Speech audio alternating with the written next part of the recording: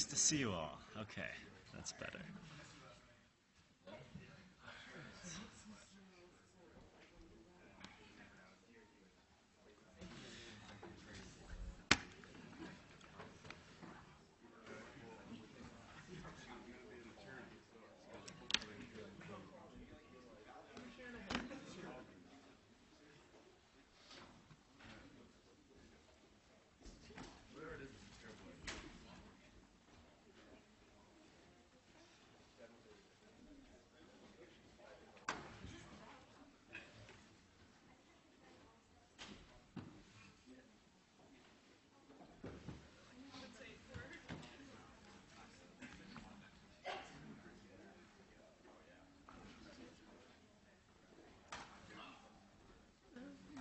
Good morning. Yes.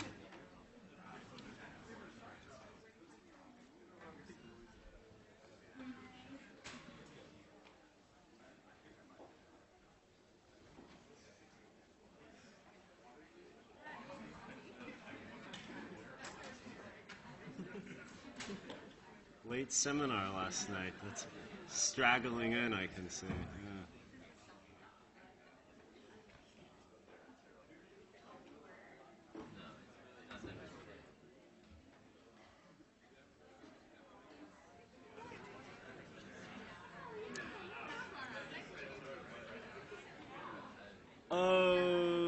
Okay. Good morning. Good morning. Okay. So welcome to the admitted students. Great. Let's review where we were yesterday.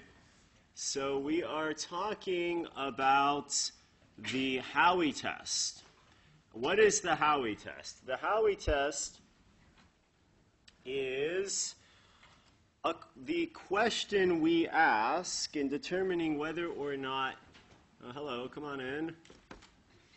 Question we ask in determining whether or not a contract is an investment contract. That question is answered by applying the Howey test. So we said yesterday that there are three parts to the Howey test. What are the three parts of the Howey test? Hello, I'm sort of going slowly as we straggle in. Yes, Candace.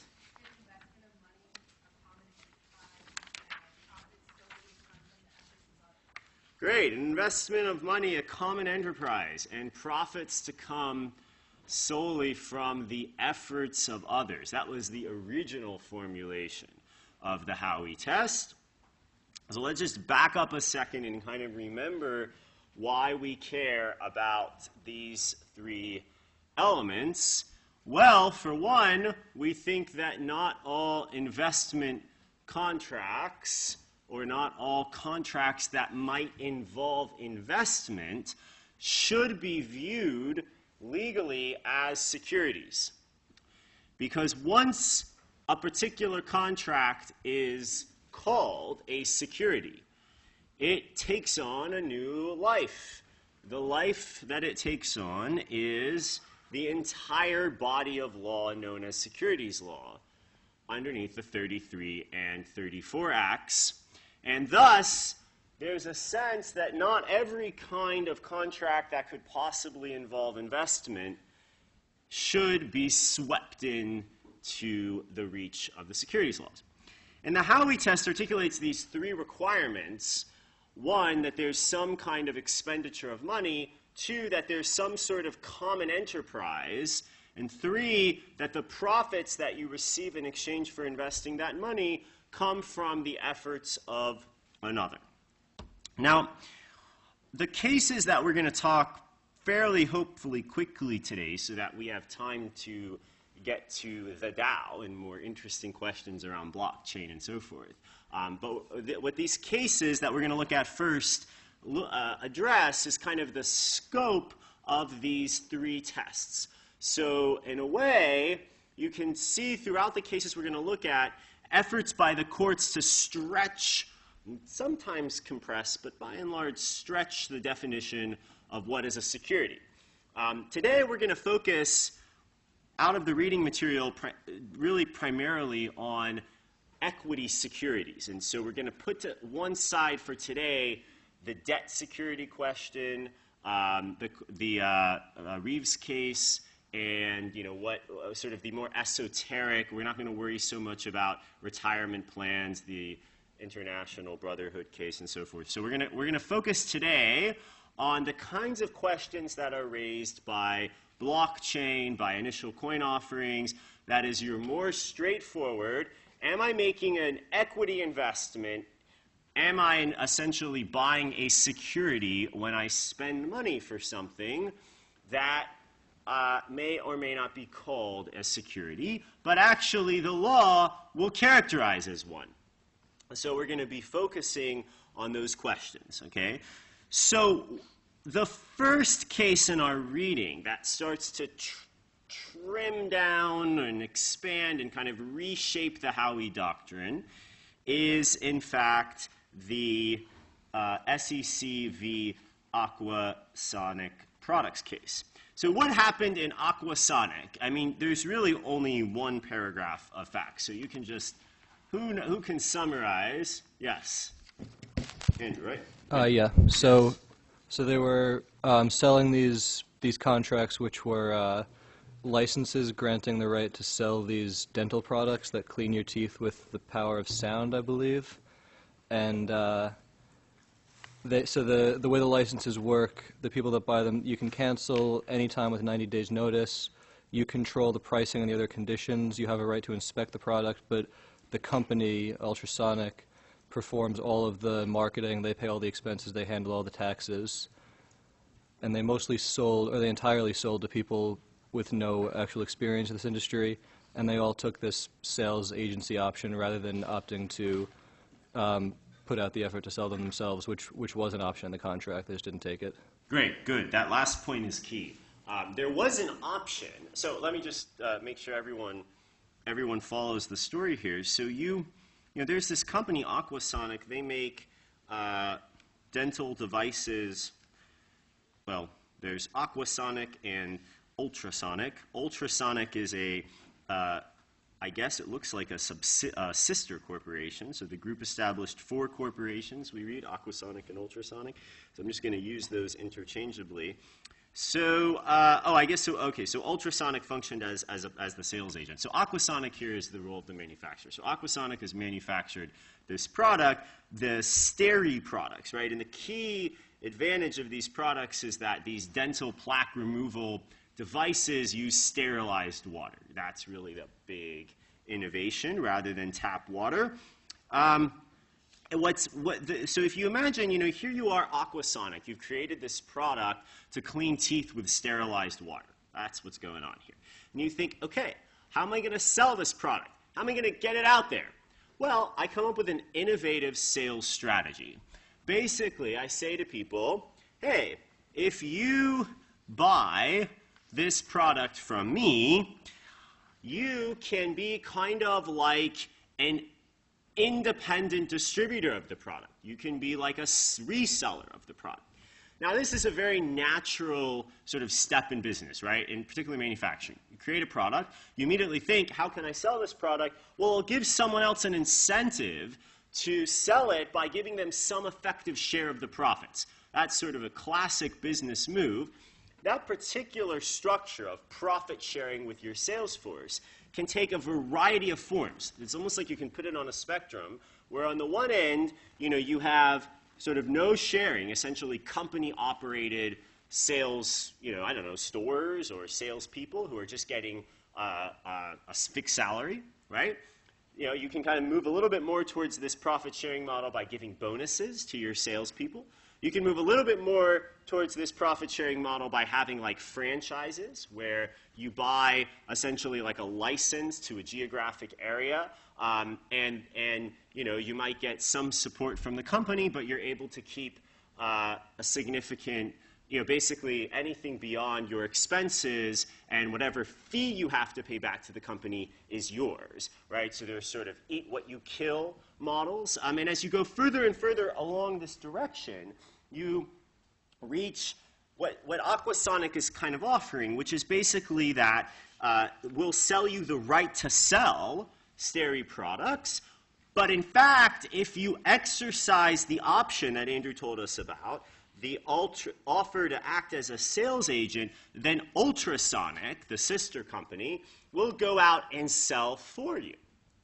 And so what does that mean? Well, you can imagine it's sort of like imagine like you're like a Subway restaurant operator, right? So, you go and get a license from Subway to set up your Subway store, and then you call up Subway and you say, hey, just run my store for me, all right? Now, this particular arrangement might seem appealing to Ultrasonic. Why? Aquasonic, both of them, they're sister companies. Why is this arrangement appealing? Why would a company want to set up a sales structure in this fashion? Andrew, what do you think?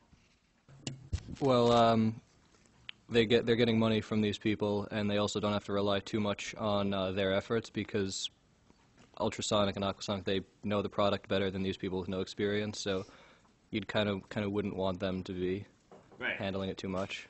Well, so one story is like you don't think they're very good. So compare like two worlds, right? Two options, two like potential business plans. Business plan one is Aquasonic and Ultrasonic together decide that we're going to market and sell the Steri products ourselves and just incur all the costs of doing so, setting up, local distributors and just going out and selling it. That's plan A, right? Plan B, go tell Michael and Andrew and all of you in the class, like, you all can be salespeople. All you have to do is pay us for the right to let us sell the product for you. That's a much better deal, right? Because it's sort of like plan A plus a lot of cash coming in from your salespeople, right? So as between plan A, where you have to spend the money yourself, and plan B, where you have to spend the money anyway, but you got money from your sales agents, I don't know, I would take plan B. I don't know about you, but it's certainly a better business deal from Ultrasonic's perspective.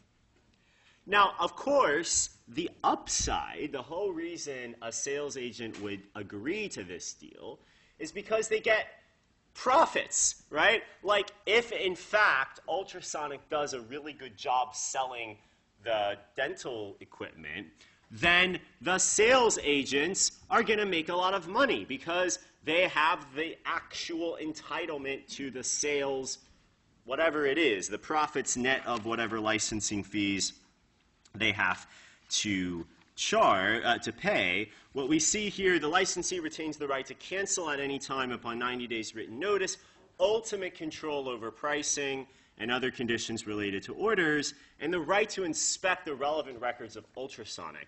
So basically, you kind of are formally a little business owner, right? Like you have your little business, and you can set whatever price you want, theoretically. However, the court points out Ultrasonic was authorized to perform all significant marketing functions, such as finding customers, taking orders, collecting proceeds, and paying expenses and taxes. So, this is a deal that looks a lot like equity investment, right? Can you see that? Basically, as the sales agent, you are functioning like a capital investor. Like you are investing capital in this firm, in Ultrasonic, Aquasonic, right? How are you doing that? Well, essentially, you're paying money that funds their operations, and you're getting some entitlement to profits. So it's, as we learned yesterday, the economics of it are identical to any form of investment. You're exchanging your money, okay, a riskless asset. You're exchanging that riskless asset for some sort of payoff, some sort of money that will be realized only some of the time in some states of the world, as I call this, in an economic sense. Now, that feels like investment. The question is, does the Howey test sweep that sort of a contract in and turn it into a security? So, Andrew, what did the court hold, since we're doing this more interactive for the sake of our admitted students? Most of the time I just yell at them all morning. Go ahead. Yes, it is a It security. is a security. Yeah. Okay, why?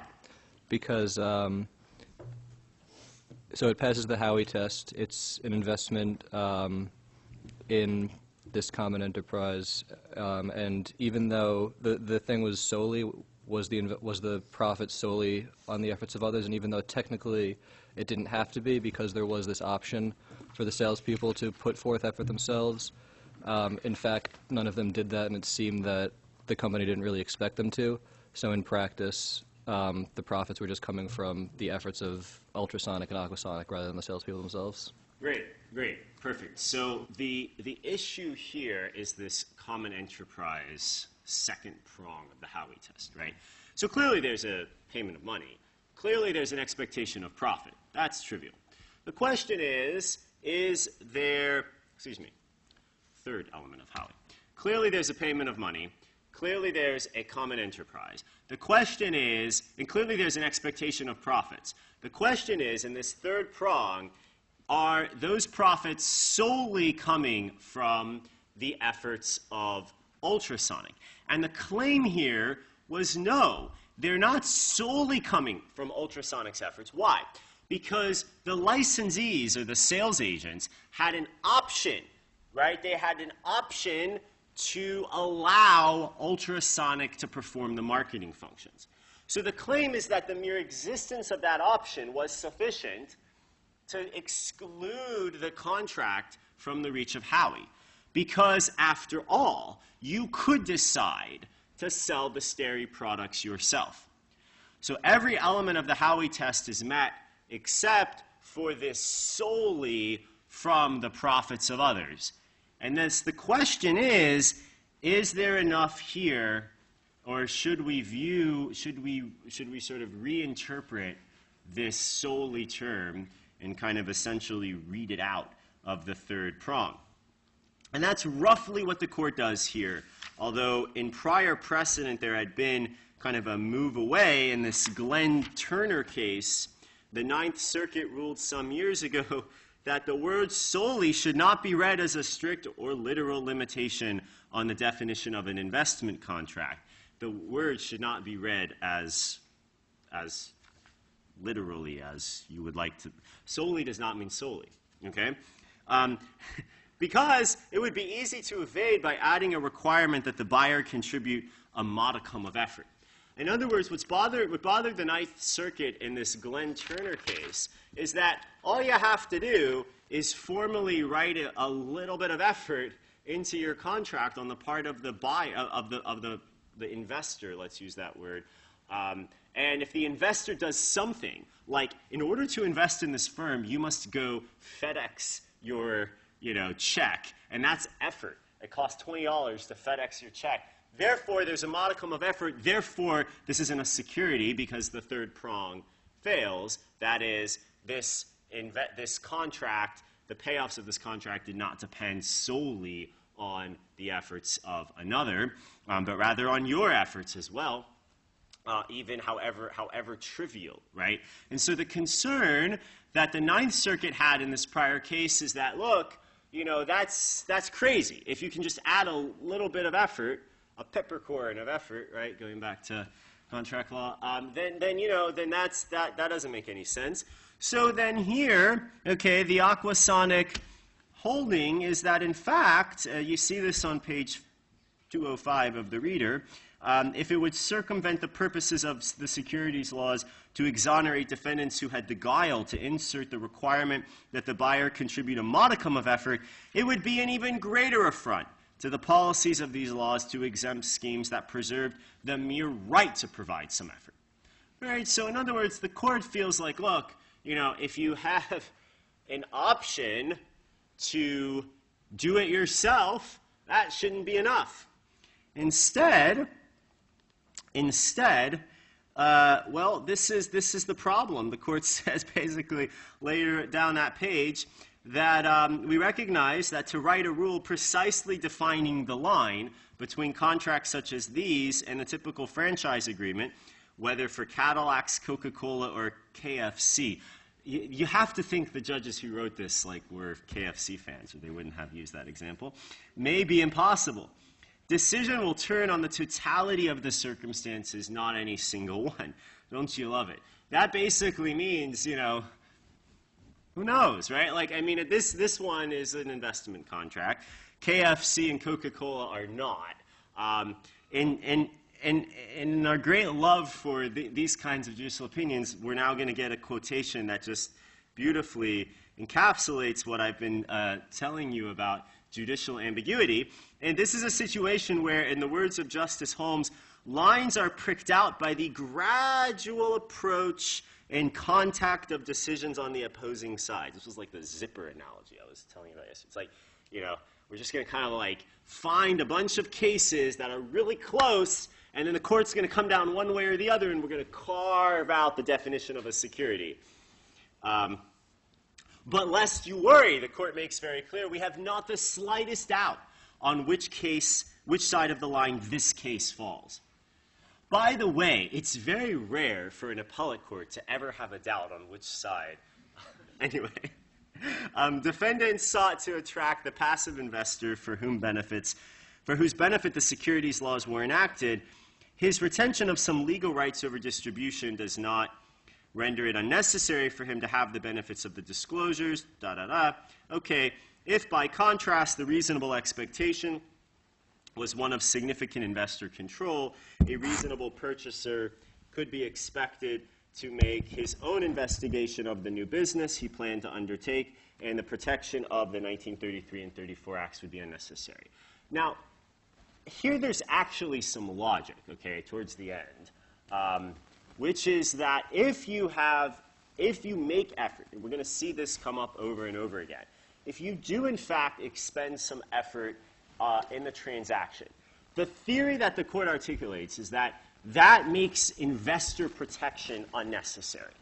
So remember we said that sort of the rationale here behind securities law is keeping investors from paying too much for companies. Now the story here is that if you are involved in some way, this is really the logic, if you are in control particularly of the firm, you're not likely to overpay for it. I find that compelling. Like, I find that persuasive at I think there's something to that, right? Which is that if I truly control the business, I'm probably not likely to pay too much for it. Maybe. At least in some cases. If I control it and I have sufficient economic exposure, probably. All right? So that's the starting point for an actual rationale. Okay, better than Justice Holmes sort of, well, we're just going to see what happens case after case and zip the law up as okay. So there is a real rationale here. The rationale is that if in fact there is some sort of control that's exercised. Now that's a pretty high standard, right? And it's going to be kind of an issue when we look at the DAO, when we look at blockchain, and we look at ICOs, requiring effective control for something to not be a security is a pretty high standard. But it does, I think, give you a theoretical starting point, which is to say, look, can I sort of tie the facts that I have in front of me about, which should give me some sense for how much investors can actually exercise control. Can I link that to this overpayment, underpayment concern? Can I show that in a particular setting, investors have a sufficient level of control rights such that they're unlikely to overpay for what they're spending their money on? And that's really going to be a core idea.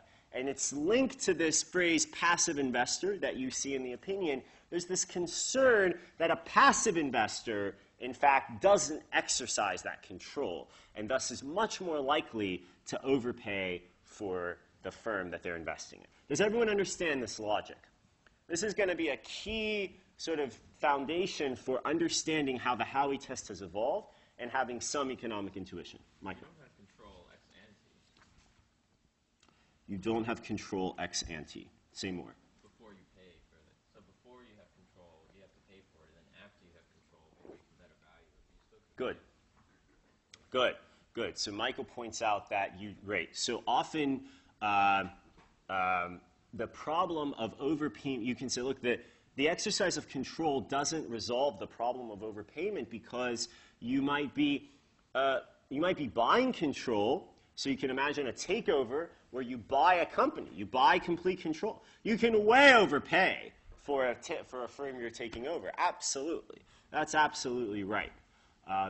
And so control here is going to be, in the minds of many of these cases, the focus on passive investors, the lack of control, is going to be tied to effort, because judges are going to think, well, if you have control and you are going to exert effort, you can kind of turn the business into something real, and you're not just going to be at the whim of the seller. But you're right, that's not necessarily implied. It could very well be that you buy a company based on a misrepresentation or based on a mistaken belief about that firm. You get in, you have all the control in the world, and it turns out that it's worthless. So to some extent, these cases reflect an assumption, right, that the value of the firm isn't set, isn't crystallized ex ante, right? That it's only crystallized as the project plays out, and that the concern here is that without control or without effort, you are not able to shape the direction of the firm. It's a particular paradigm of linking effort and control to value. But it's a paradigm that's going to arise over and over again when you see, particularly when you look at the Dow, the analysis that you all read of the Dow, it turns critically, this third prong, on the exercise of control by the operators of the Dow, right? The curators of Slock.it and all of these folks, right? So there is really this doctrinal, like, the courts are looking for this. And I think, as Michael points out, it doesn't always work. It works some of the time. There's a certain logic in some cases, but it doesn't always work. And it really reflects this problem, as we talked about yesterday, that we don't have a very good doctrinal basis for linking the Howey test of what is a security to any kind of economic rationale that's generalizable. We kind of have this sense that something is a security or is an investment contract, and a lot of this doctrine emerges ex post, sort of searching for ways to justify the categorization as a security one way or the other.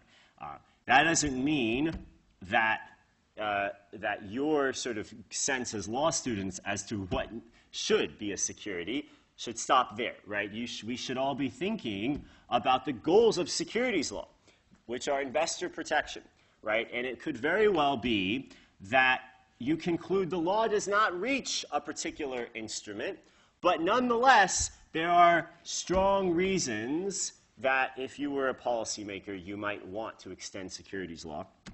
And actually, ICOs are in fact, or tokens more generally, blockchain tokens, are really a classic example of that. Many, many, many law firms concluded as a matter of law that they were not securities, and hence participated and facilitated ICOs as a result.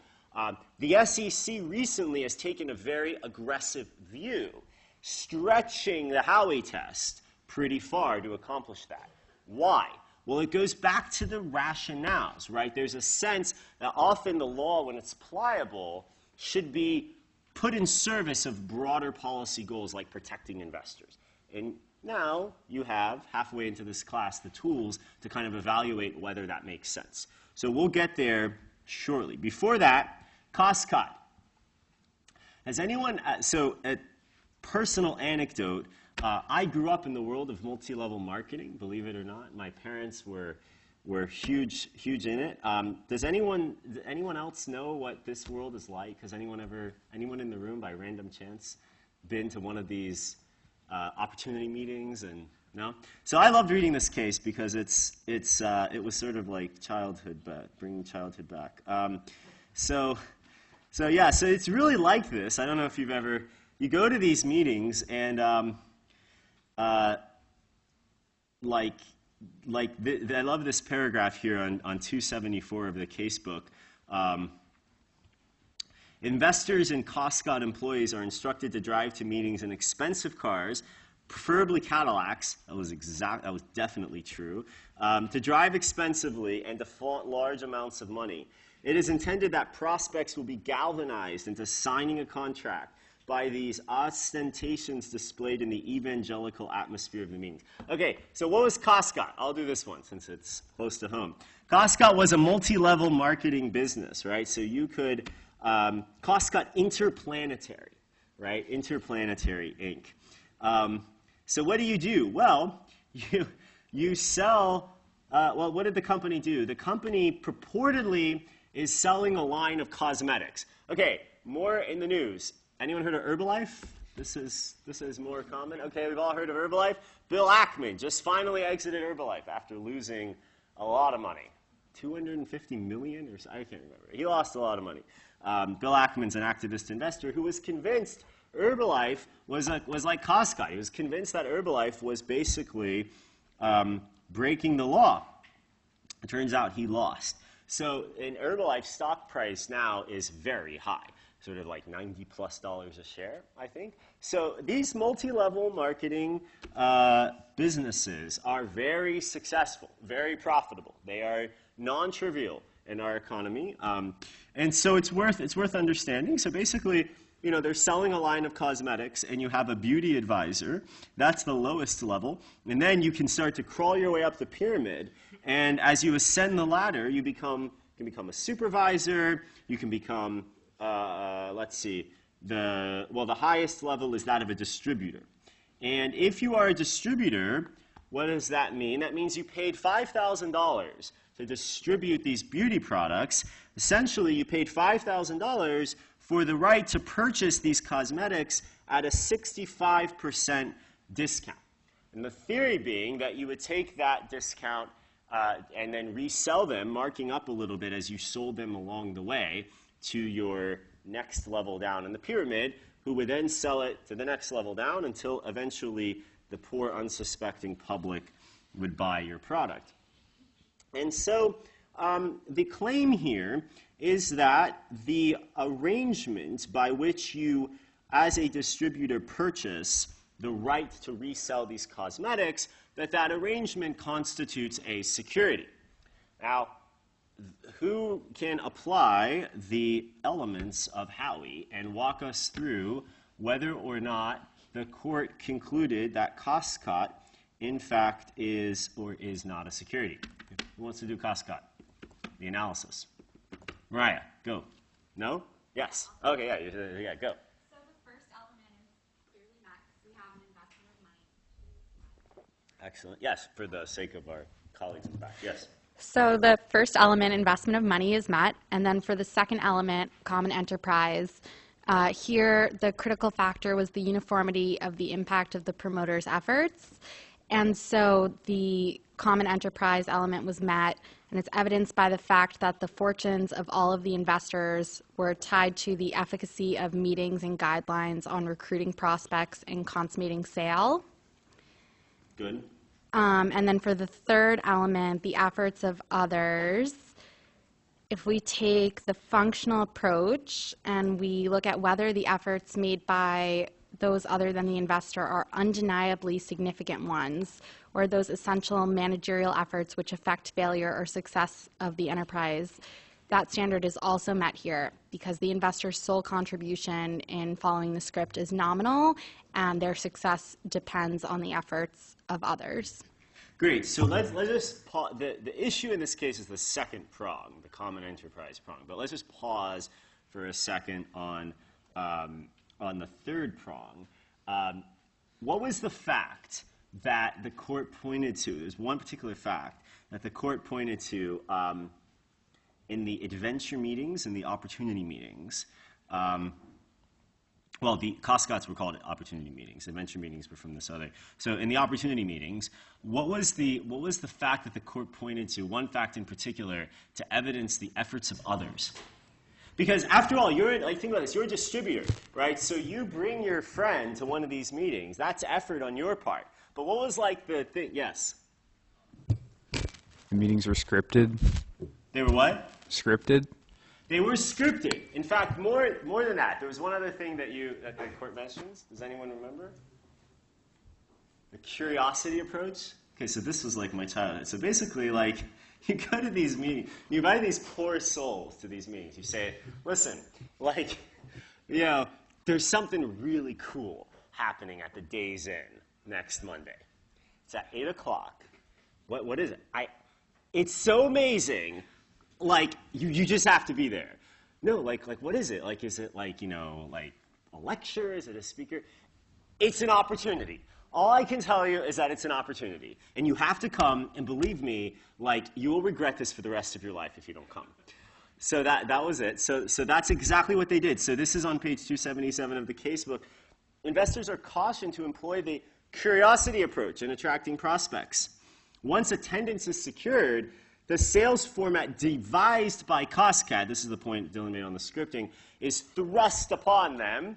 Okay, so what happens is I bring this poor soul to the meeting, and then I'm done.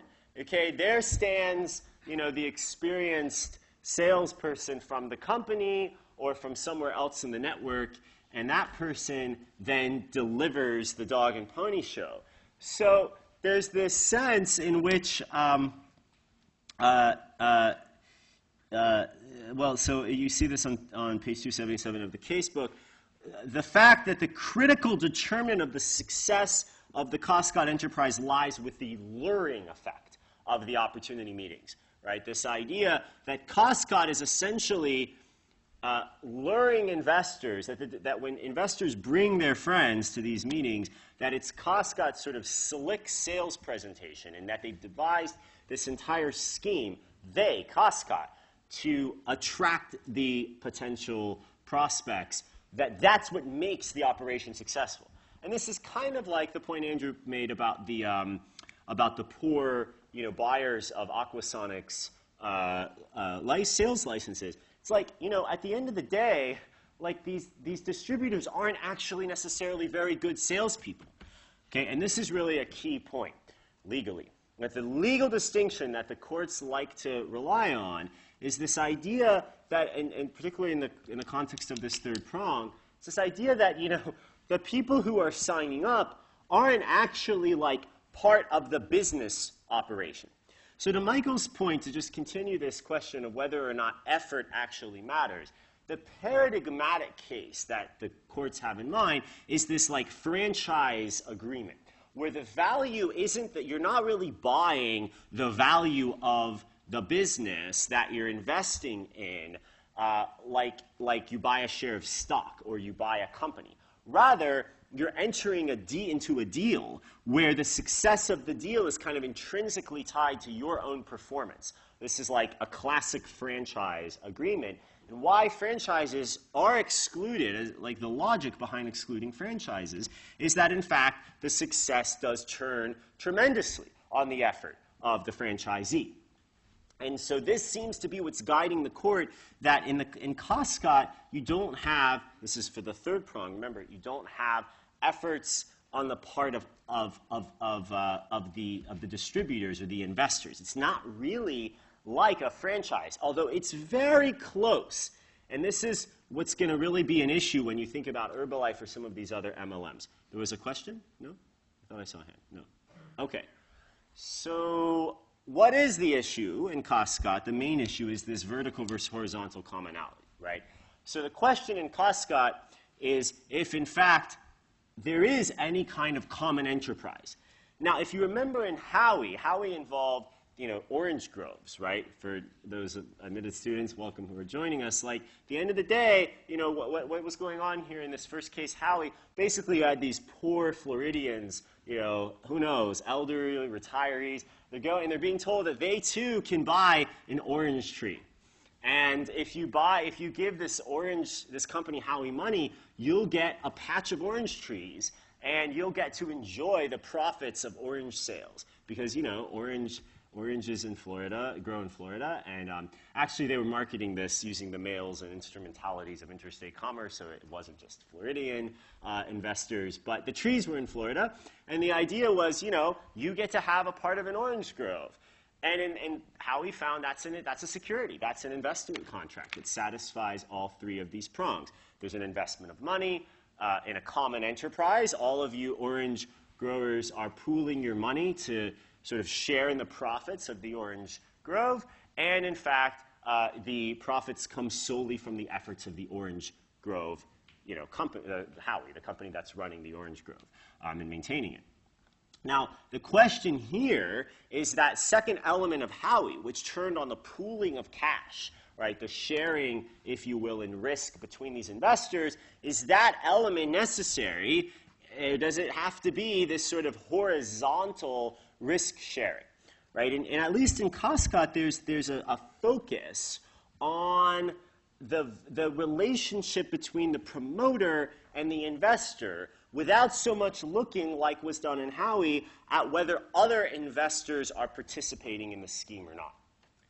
That is to say, vertical commonality in this case seems to be what the court is looking for, that it's enough to show that the investor, the poor soul dragged to the meeting, and the promoter are in this relationship that looks like an investor and an entrepreneur, meaning I'm going to put my money, and you are going to work for me, and my profits are going to depend on the work that you do for me.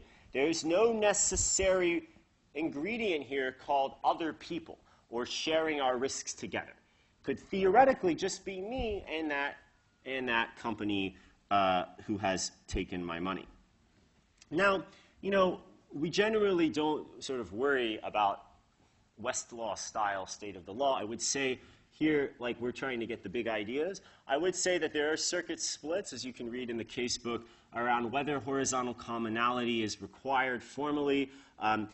One thing to note is that even in the Seventh Circuit, where Posner is a little aggressive, bless you, about requiring horizontal commonality, as the casebook points out in the Lauer case, in fact, he found it was present when high-yield securities were sold only to a single investor. So it's the weight of precedent here seems to be that vertical commonality is enough. I think you'd be hard-pressed to find Howie test failing on lack of horizontal commonality, bless you, horizontal commonality alone. The commonality tests have been the subject of tremendous criticism, academic criticism and policy criticism. And you can kind of think that it's very rare for a security to fall apart, for a contract to not be viewed as a security because of a lack of commonality. That's just unlikely to happen for a number of reasons. All right, questions on Costco or on the commonality requirement? Is this clear to everyone? Yes, Davia. You don't have a mic. Do you want to use the one on the end? Is that okay? Okay. I know your voice is still, so I don't want you to have to shout. Yeah. Sorry. Okay, so I don't know, could you say a teensy bit more? I don't know if you've said it already about like the difference between this vertical and horizontal, because I don't know if I see it conceptually yet. Sure. So think back to Howie. So in Howie, you basically, you don't just buy your orange trees. Essentially, you give Howie your money, you get a strip of orange trees, but there's a lot of other people out there who have bought orange trees, strips of orange trees. And the profits from the sale of oranges turns not only on like whether your trees grow oranges, because that's part of it, but it's also like you need to fertilize and water and trim the trees and keep the bugs away. And that's going to come from the management efforts of Howie, back in the Howie case. Well, those management efforts are going to be shared across all of the orange grove buyers, right? In fact, what you're really doing is putting your money in a deal where the profits of that deal don't really turn. I mean, you're not buying a tree and just going there once a quarter and collecting the fruit, or once a week. Like you're participating in an operation that is possible only because a bunch of other people are also participating in that operation.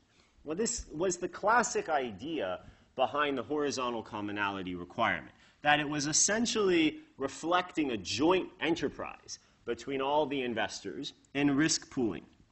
When you think about whether or not that makes any sense, I mean, it doesn't make sense once you start to think of cases like Costco, where basically nobody's individual success turns on anyone else being in the endeavor, right? I mean, I could be the only investor in Costco. I could be the only buyer, and I have a distributor who's taking my money, and that distributor, or I could be a distributor, and I'm paying my money to Costco, and Costco's taking my money, and that world of me and Costco, doesn't really depend at all on anyone else being involved. In fact, you could imagine an entire investment scheme that is marketed to one person, right? And that one person puts a lot of money in, and the question is one person enough to turn that contract into a security? And the analysis in Costco is, look, you don't need risk pooling. You don't need sort of a common venture. Instead, it's enough to just point out that the success of the investment turns on the buyer and the seller, right? The sort of vertical relationship between the two turns on the distributor and Costco. It doesn't turn on whether there's other individuals involved, whether they're pooling their money or not. Doesn't matter. All that matters is that you're paying money and you're getting, in fact, a return in some state of the world. Is this clear? Is this clear? Yeah? And other questions? Okay. So I wouldn't worry too much about the commonality requirement. It's unlikely to come up.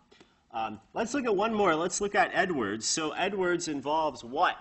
Something probably, does anyone know in this room what a payphone is? Only because you watched The Matrix, maybe. No. Too young for that. Okay. I have to remember like what years. So I'm like 32, but you guys are like 10 years younger. Not all of you. Okay. So okay. So who knows what happened in Edwards? Come on, someone. For the sake of our admitted students.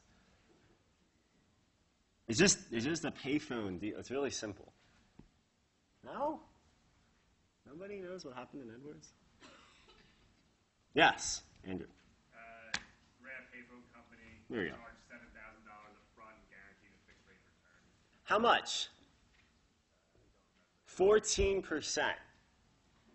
Okay, so you give me $7,000 to run a payphone. So basically, like, I'm selling you a payphone, okay? So you think, here I am walking along, like, 40th and Lexington, and I see all these people who are trying to make a phone call at a payphone, like there's one payphone, and you think, oh, if there was another payphone on this block, like, that'd be so popular. It's like 1970, right? So, I don't know. So you think, okay, so you want to buy a payphone. So I know that there are a lot of people like you who want to buy payphones and run little payphone businesses. So I say, oh, this is easy. No, but it's a lot of work. Like, we can come up with a very simple business plan here. The business plan is, you give me $7,000, I'll set up the payphone for you. Don't worry, I'm an expert at payphones. Okay, you don't have to figure out how to get one, like how to screw it in the building, how to get them to agree. I got all that covered. You don't have to worry about collecting the quarters or the dimes or the nickels, whatever era we're in. You don't have to worry about it. I got it. I like collecting quarters. It's on me. All you got to do is give me $7,000. And I promise you, you're going to get 14%. You're going to get a 14% annual return. Okay, that is a huge annual return. Like, that is crazy. Okay, what is the average return on the stock market? Someone, shout it out. JD MBA is in the room. Come on, average return on average equity premium, 7 to 10% in a good, right, now. It used to, yeah. Because asset prices have been really high lately. But yeah, all right. So, 6, 7, 8% was the typical historical average. Long-run average around 6 and something, right? So long-run historical average of investing in equities, equity capital, okay, the risk premium to equity capital is around 6 to 7%. You get double the equity premium, double the return on the stock market by investing in a payphone. Okay, that should immediately set off some alarm bells. Because last time I checked, there's a lot of risk, and while there should be some compensation for that risk, a guaranteed annual return of 14% sounds like a very low-risk investment, And if the investment is low risk, but the business is very risky, you have impossible, right? Those two cannot be. Like, it screams Ponzi scheme. And in fact, what happened in Edwards? The payphones did not generate enough revenue for ETS to make the payments required by the lease, but this was a lease back, doesn't matter. So the company depended on funds from new investors to meet its obligations. That is a Ponzi scheme. The only way I can pay you 14% is because I've taken $7,000 from another person, and I can, make my, what was it, $82 per month. So if I take in $7,000, I probably can pay, with each $7,000 that I collect, I can probably pay about 80 people, right? Because 7,000 divided by 70 would be $100. So something like 80 plus 85, I don't know, something like 80-something people. So for every person I sign up, I can make another monthly payment to 80 people, right? So as long as I get enough people signing up, I can be Bernie Madoff until the whole house collapses because I can't, right? And in fact, or I'm supposed to be making money from the quarters, but so that didn't work. So they file for bankruptcy, surprise, surprise, in September 2000. And the question, the SEC brings an enforcement action. And the question is this an investment contract? Is this an investment contract? Well, what's the only issue? Andrew, what's the only issue in this case? Right. Why might expectation of profits be a problem here? They're drawing a distinction between the guaranteed rate of return versus variable profits Yeah. by the company. So yesterday I was great. So yesterday for those of you who didn't hear, Andrew said that the fact that it's a fixed rate of return, a guaranteed 14%. How is that profits? How is there an expectation of profits? It's like debt. You're just loaning $7,000 at a phenomenal rate of interest. Well, remember we said yesterday that in the sort of bank loan hypothetical, that any debt payment is actually risky. I mean, even a fixed payment is always risky. The risk is credit risk, right? So it means the borrower may file for bankruptcy, just like this company did. And when that happens, you get zero. Therefore, the risk of a 14% guaranteed annual return is not zero, right? It is 14, you get 14% if they're not in bankruptcy. You get zero if they are in if they file for bankruptcy. Therefore, the actual expected return on this investment depends on the bankruptcy risk. As the bankruptcy risk moves, so the expected return moves, right? If you have zero bankruptcy risk, then sure, it's 14% with certainty. If there's a 50% bankruptcy risk, it's actually 7%, right? Because it's just 50% of 14, right? And in fact, as that bankruptcy risk moves around, the actual effective expected return, that is the return that you can expect to receive, remember, go back to our probability-weighted expected value. Remember that? Okay, so it's coming back again. So that's actually a problem because it's not a risk-free investment. In fact, one of the ideas from finance theory is that there are no risk-free investments that pay more than the risk-free rate in an economy. The risk-free rate in an economy right now is very, very low, but maybe rising soon. Who has seen this in the news, that Powell, our Fed chairman, expects to raise the Fed funds rate, which is a kind of risk-free rate, to 2.25%, I believe, over the coming year. And that is to address inflation, which this morning the consumer price index is rising. And thus, the days of cheap, easy credit and very, very expensive equity stocks are coming to an end. So the question is whether that will happen before the 2020 election. That's the interesting question. So that's a side note.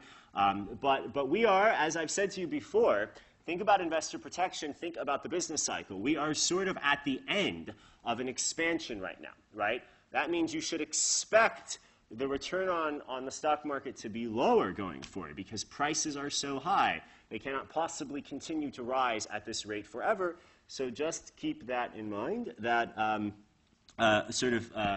finance theory should suggest that, in fact, we are at the sort of possibly the end of an expansion and approaching some sort of necessary contraction.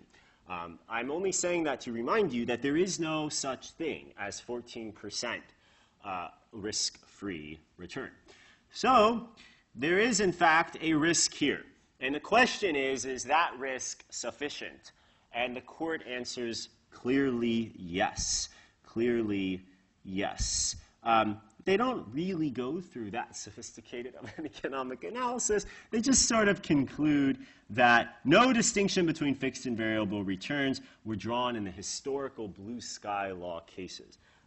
But the easier way to see this is that fixed returns also carry with them risk and an expectation of profit. The profit here expectation is massive, and it occurs only in the state of the world where ETS has not filed for bankruptcy. Is this clear? Does everyone understand these cases? Again, these are just sort of judicial kind of responses to specific settings, but keep in mind, okay, at the end of the day, you always want to be wondering whether or not any of this reduces the risk that investors face. And that risk is the risk of overpayment. And Michael's observation is a very good one from earlier, which is that in some of these franchise settings, you want to be thinking carefully about how whether viewing something as a security or not actually changes the chance of overpayment. Right? Does it actually make you less likely to pay too much for the business? That might depend on whether your effort is involved or not in some settings. And with that, let's turn to the Dow. And as I said, we'll hit the other cases in kind of in debt and so forth in other special settings on Monday. Let's talk about the Dow. Everyone, except the administrators, everyone read the Dow report? Okay. Or at least you glanced at it. I said we might not get to it, so it's okay if you didn't read it carefully. But we are getting to it, and so I will at least ask, I know a couple of you, okay, I'm not going to call you out, or have either written notes or sat with me in my office and talked with me about the application of the Howey test to blockchain. So someone who would like to explain what is the Dow, for those who have no idea what the Dow is, and kind of give us a Howey test application. So if this were an exam, and I was asking you about, so someone tell us about the Dow, and someone apply the Howey test to the Dow. At least just summarize the reading. Anyone? I've been talking a lot, so now I'm just going to wait.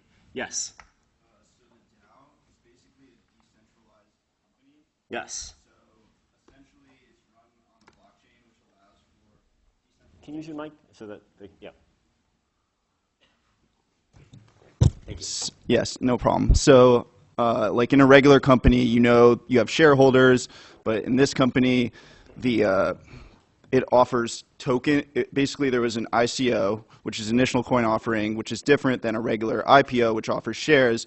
And in the initial coin offering, people who have Ethereum can basically purchase tokens for the DAO, and this gives them essentially governance rights. And then they can vote basically on different proposed projects that some of the curators of the DAO propose.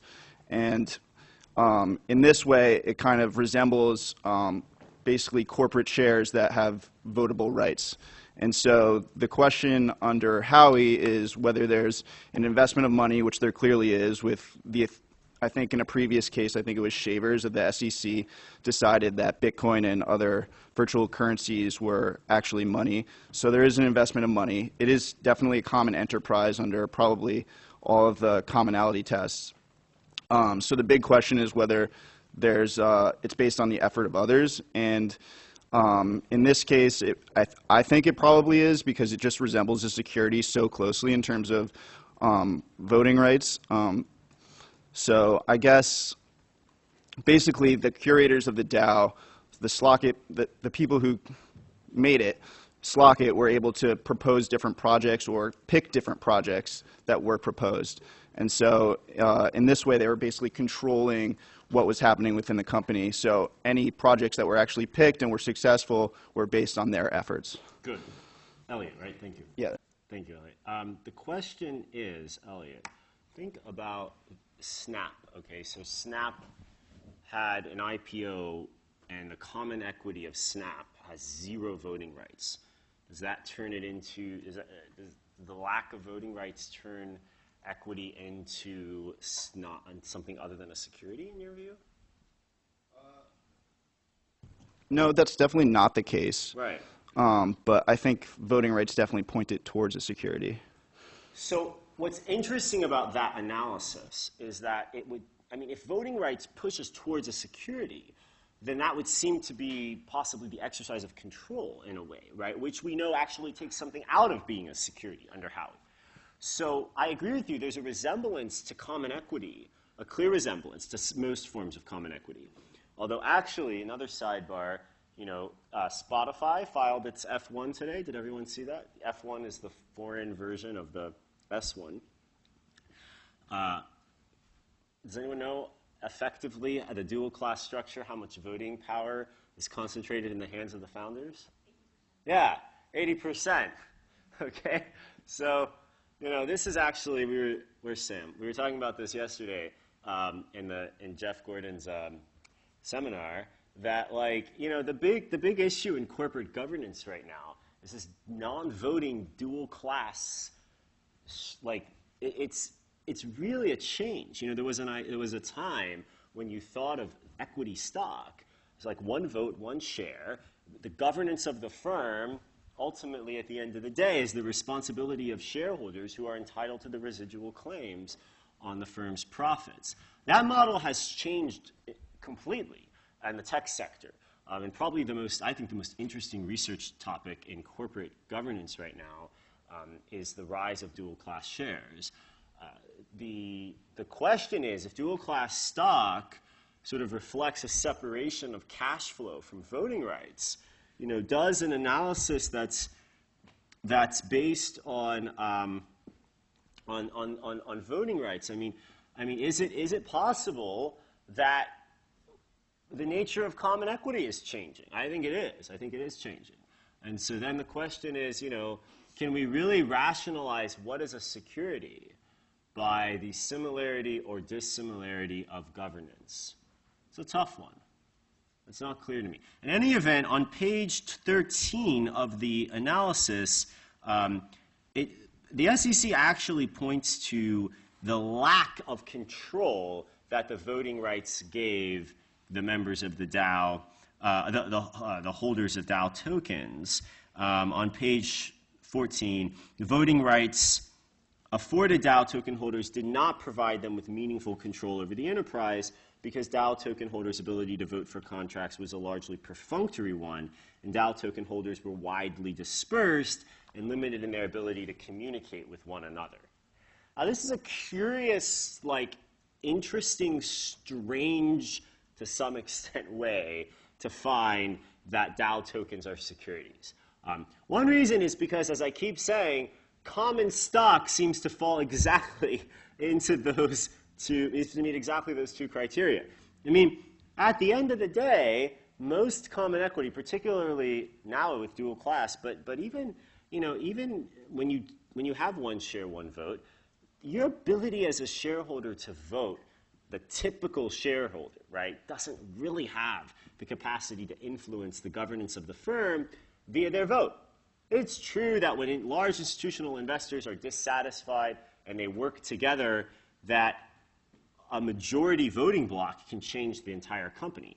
But, you know, that's even not really tied to the voting power of the security. The security itself has relatively little voting power on a per-share basis. That's really more linked to the role of the institutional investor in governing the firm. Of course, that wouldn't mean anything if they didn't have voting rights, and so it's true that common equity has voting rights. So does, in fact, the DAO token holders. And the point that the SEC is making here is to say the voting rights don't afford these token holders meaningful control over the blockchain business. But that is my point, is definitely the case with common stock by and large, and definitely with dual class stock, right? And again, even if you have one share, one vote, you have all sorts of entrenchment devices like you've learned about in corporate law, like poison pills and staggered boards. And, you know, the idea that somehow by having voting rights you are gaining effective control over the firm is strange. Also, common shareholders are widely dispersed and limited in their ability to communicate with one another. I mean, the pseudonymity, they talk about the pseudonymity and dispersion on page 14 of DAO token holders. You could just literally replace DAO token with common shareholders, and you would get exactly the same result. I mean, common shareholders are anonymous by and large. There's record shareholders that are the brokerage houses that record large amounts of ownership. But you know, if you buy a share of Apple or Google, your name is not like going to show up somewhere, right? It's the sort of same thing you might think. So I think what we see, at least what's more, I think, convincing than those 2 points is the analysis on page 15, which is that the conclusion that DAO token holders relied on the significant managerial efforts provided by Slock.it and its co-founders and the DAO's curators. Those efforts were the undeniably significant ones, essential to the overall success. So there's this discussion here about the role that the curators played. This is further up on page 13.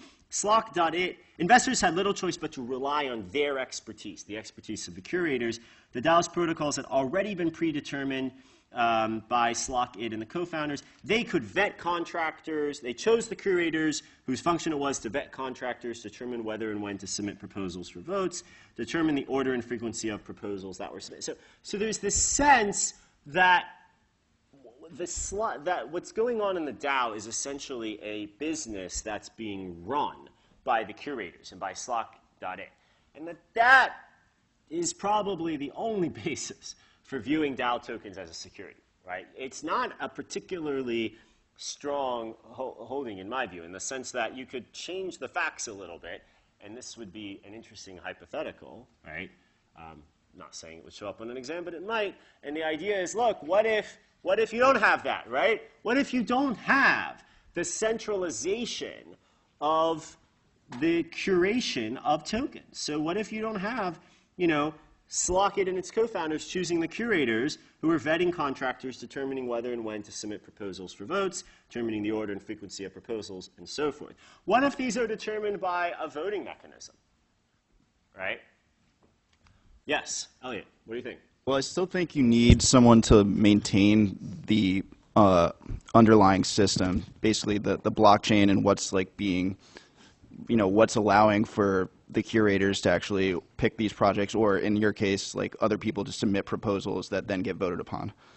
Yeah, so you need some sort of administration, although the promise of the blockchain is like everything can be decentralized, right? So maybe having once set up the protocol, you just sort of let it run. And but maybe you need someone to kind of act as a referee of the procedural, you know, constraints on it or something. But look, that might be enough to take it outside of the third prong of the Howey test.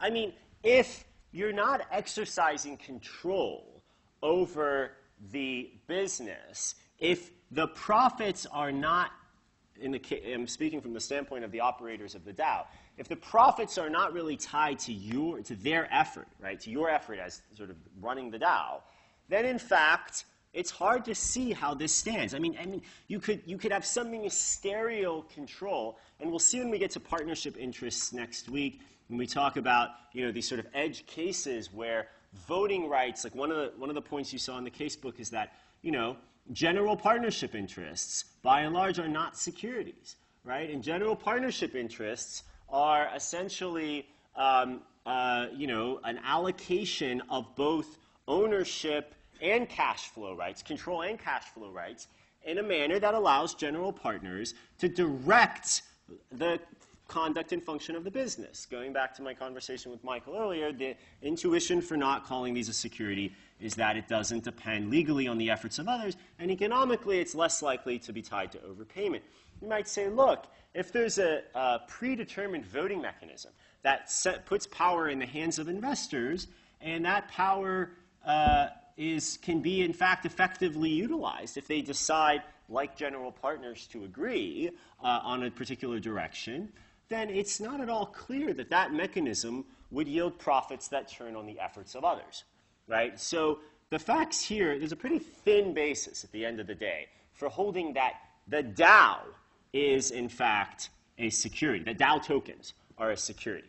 What about initial coin offerings? Now, the more interesting question, which are raising tremendous amounts of capital relatively at the moment. Are ICOs securities? This is a fun one. This is a very contentious policy issue right now. Who thinks ICOs are securities? Who wants to tell us why? It's fewer hands than who thinks. Who wants to tell us why ICOs might be securities? Everyone thinks they're not securities? Nobody thinks they're a security? Well, Jay Clayton, the head of the chair of the SEC, thinks they are securities. Yes, Mariah. Do you think ICOs are securities? Do you not know what an ICO is? You know what an ICO is? Okay. I don't have a strong opinion Yeah. on it, but I guess if we were to apply the Howey test, you would have investment and you would have commonality. So then I would just have to think through what the expectation of profit would be and Right. how the effort works. Right.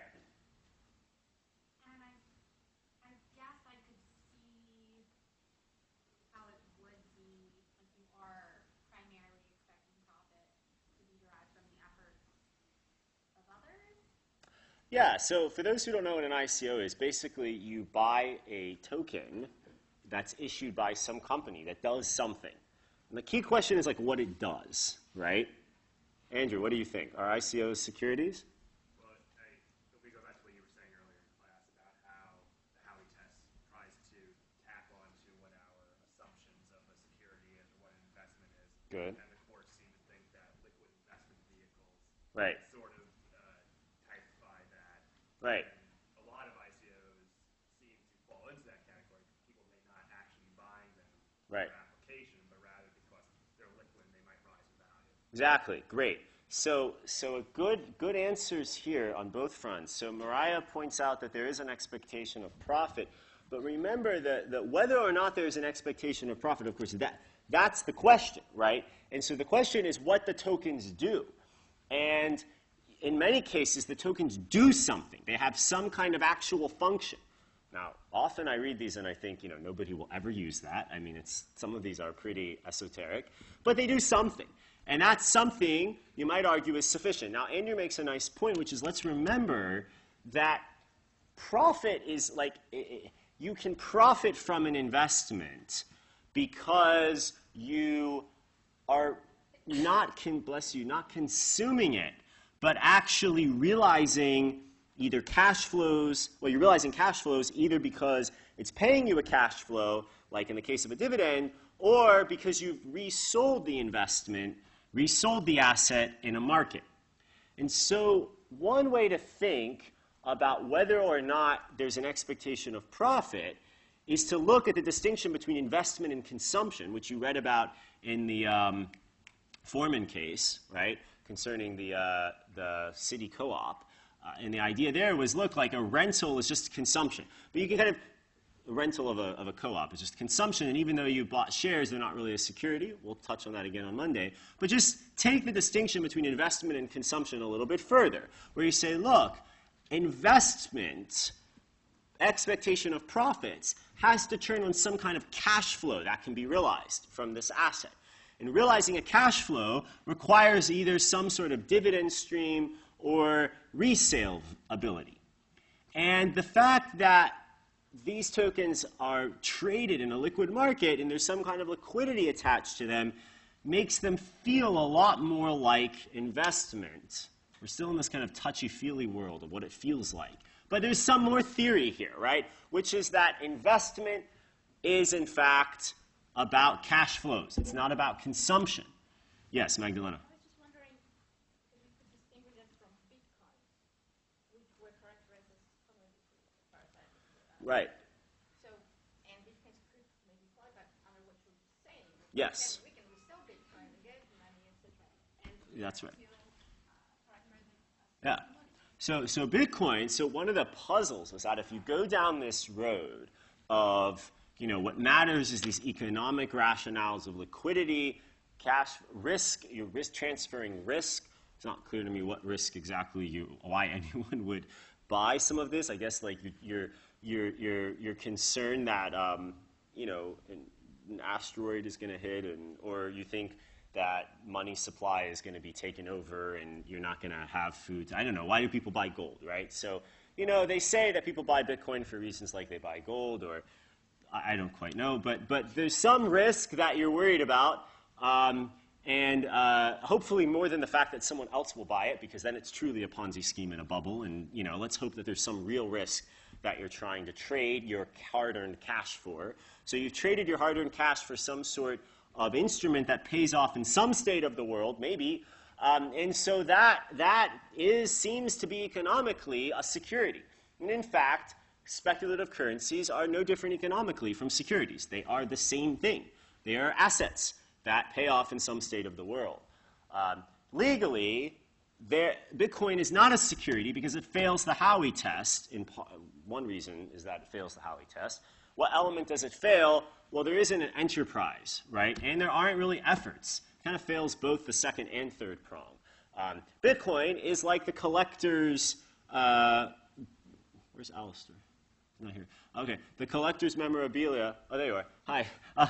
The sort of, baseball, right? Bitcoin is a commodity because it is like a security, but it doesn't really have those two elements. And in fact, we're not learning commodities in this class, but if you look at the Commodities and Exchange Act, you'll see that Bitcoin falls very nicely into the definition of a commodity, which are basically unregulated under U.S. law. Commodity futures are regulated and derivatives, commodity swaps on commodities, but commodities are unregulated. So ICOs share these characteristics. The difference is often you can point to some sort of enterprise or some sort of expectation of profit. And the key question as to whether an ICO as a token, each of these are actually called tokens. They're their own cryptocurrencies. If this token is a commodity versus a security, is going to turn on whether or not you can identify all three elements of the Howey test legally. In particular, the expectation of profits from the efforts of another and whether or not the rationale for the value of the instrument turns on cash flows. Liquidity might be one important piece of evidence in that respect. If you can resell it, then it's probably not like consumption, right? We'll come back to this on Tuesday when we look again at the co-op case and some of the cases where, like partnership, where what you've bought isn't actually very liquid. It's not actually sellable so easily. You can't really sell your co-op in these examples. Condominiums kind of really stretch the line. They're sort of right in between. And we have some guidance there from the SEC. But just to wrap up, to go back to ICOs, you want to ask yourself, for any particular set of facts, can I identify profits, a profit expectation that comes from the effort of another, as opposed to some good that has some value because it's used in some way, because it's consumable. And that consumption value should make it correspondingly more difficult to resell, right, if it's an idiosyncratic firm-like investment. Again, if it's a commodity, okay, those are standardized and they're consumed, but they're standardized and they're clearly not firms. When we start talking about, a random ICO out there, you really have to wonder whether people are buying this, whether it's being sold because it delivers some functional value or because it is sort of a way to receive a cash flow, right? That is either through resale value or through some future dividend payment distribution, right? And so at the end of the day, ICOs, I think, have to be judged on a case-by-case basis. But remember, the challenge is going to be finding a profit expectation from the efforts of another that is sufficiently, defined. In the case of the DAO, it was a very, very narrow basis on which DAO tokens became securities. It is not at all clear that other ICOs would have the same governance characteristics as the DAO. All right, we're out of time. I'm happy to talk for a few minutes to any of you who have class. Thanks to the Admitted students for coming, and I'll see you all on Tuesday. Readings will be posted tonight or tomorrow for next week. It'll probably just be the next section. Yeah, actually, I can tell you now. It'll be all the way through the end of the 33 Act. So I'll just clarify via email, but all the way through insider trading. We'll do insider trading after spring break. Okay, have a nice weekend. Yes.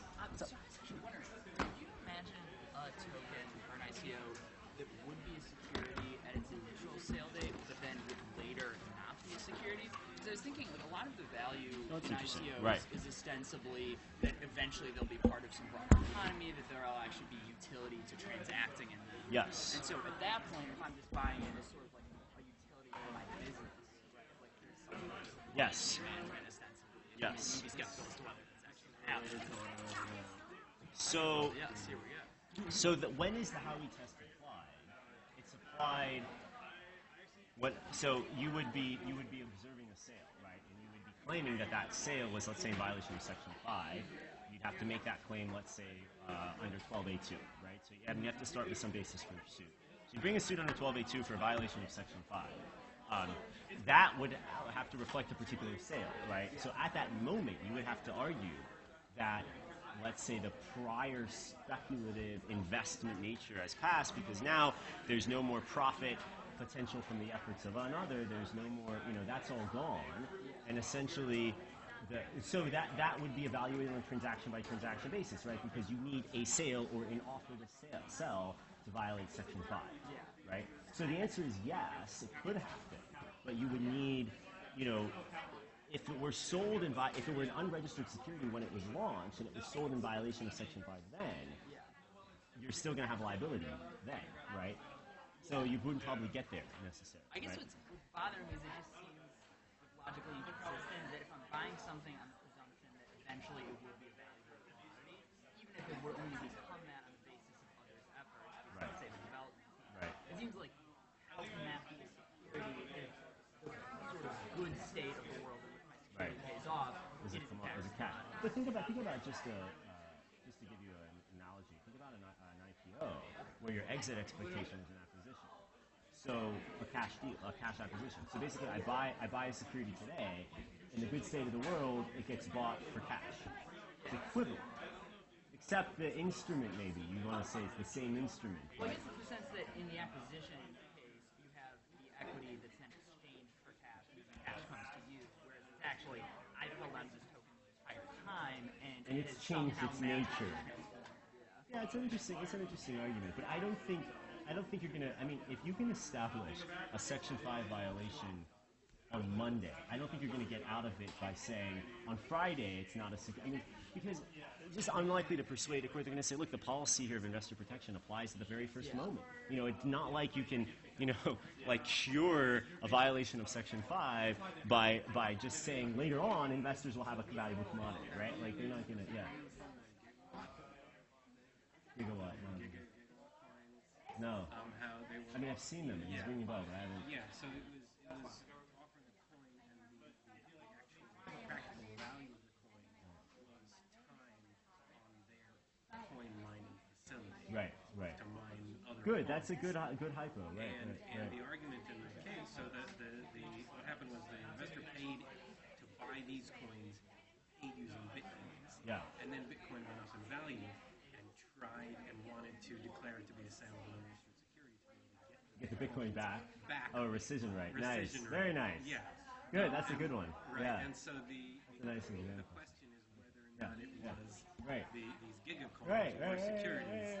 Right. And so if you have some function that they give you, right? So this is what they're trying to do with all these ICOs. They say there's actually, a non-profit seeking function, but it's still going to be the efforts of another. So Right. it's, So that came up in the Right. The issue, so the argument was, and this is why it's related to changing between security and non-security, because these facilities weren't functionally. Oh, I see.